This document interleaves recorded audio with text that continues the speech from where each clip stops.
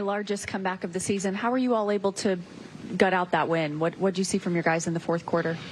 We started guarding, the second half more so than even the fourth quarter.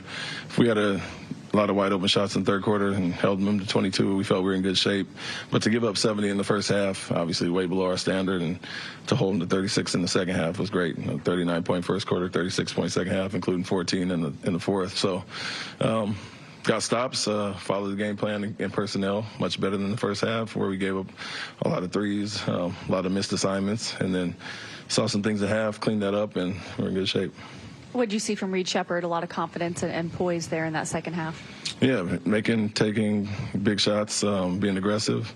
I love the 5-point line pull-up, even though he airballed. Like, that shows his confidence, and he was on a good streak there. But we're going to need that from him. Some guys in our lineup looking at some different things, and we're in a little bit of a lull there, and I think his offense obviously was a big part of that, getting us out of that.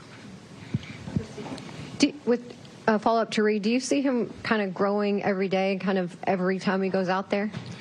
Yeah, the offense is what it is. He's been really good at that. He has big nights. It propels us for the most part. Defensively, taking the challenges is the biggest thing, and putting a little more resistance. I think him and the team did that in the second half to hold them to the numbers we did. And Wembanyama going 5 for 21, Fox 6 for 15, and Castle 5 for 19. And them shooting 39% shows that we obviously guarded a much more disciplined, high level in the second half. Reed was a big part of that.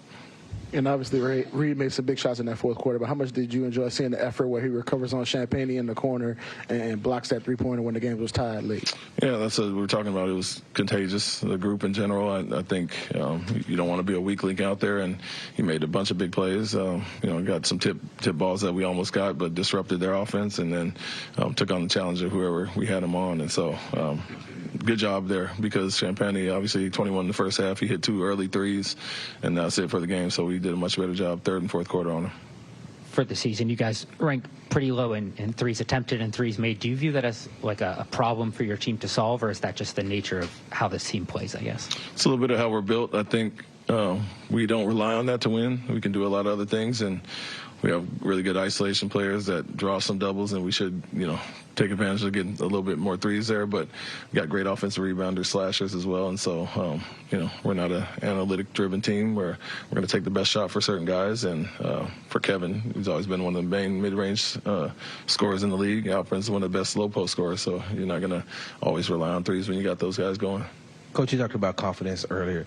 Is that what you wanted to see from the way that Reed and the way that Jabari played in the fourth quarter, and being able to use Kevin almost as a decoy for them to take those type of shots?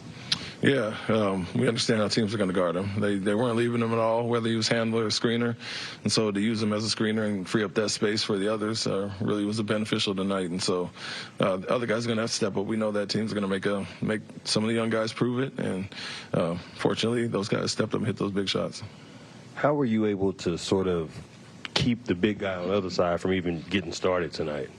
Yeah, took away his airspace. We're, try to make him uncomfortable, threw multiple bodies at him, switch some actions. When we did make a mistake early, he hit the jumper, the mid-range jumper, those type of things in the first half. We showed about 10 clips of us giving them points, outside of the game plan and personnel discipline. And so focus on him was to show him bodies, get up under him, take away his airspace, be physical, and felt like we kept him out of a good rhythm tonight.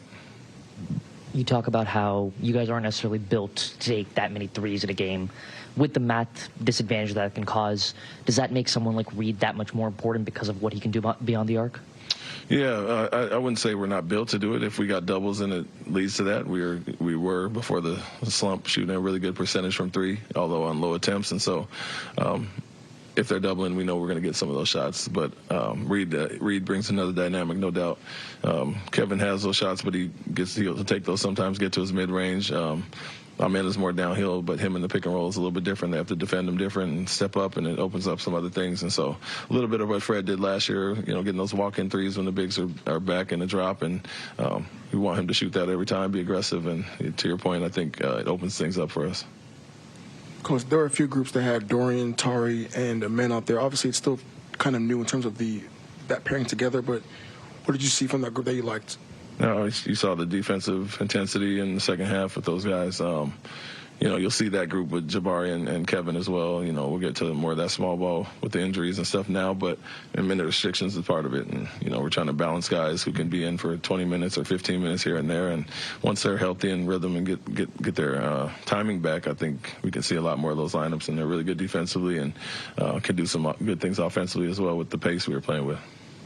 And you talked before the game about wanting to do a better job executing late game situations. What did you see tonight that allowed y'all to be successful in those situations? Yeah, I think we picked on the matchup that we liked. We got to the spots that we liked, and then when they did come help, we made some really good passes. Guys relocated on the perimeter, Reed in the corner once, Jabari on a kick out. So the ball wasn't sticking. We got to our spots, and when they doubled, we made the right play and lived with the result. Jabari strung together some nice games and back-to-back games here. What's been the difference for him over the past 2 games or so? Aggression and confidence, continue to hunt those shots. Same great looks he was getting. He's a really good shooter, and that's not going to stay that way. So those will fall, and then once you see one go in, it kind of opens the floodgates. So he's been confident since then, since the last game, and didn't really ever waver, didn't shy away from taking those shots. Was frustrated with himself, but stayed the course, put the work in, and you're seeing the results now. Only 6 offensive rebounds for you guys today. How much of that is Steven not being out there, and then what can you guys do to kind of compensate for the lack of extra possessions that you're getting there? Yeah, a lot. He carves out a lot of space. We're going to have to really emphasize guys crashing, from the perimeter as well. But Clint will make up for some of that, and we just need everybody to continue to do, as far as the committee, what he was doing. Nobody's going to do it like him. Like I said, he's 2 or 3 bodies on him, and it frees that up for other guys, and we'll have to make up for that as a unit. Thanks, Coach. Thank you.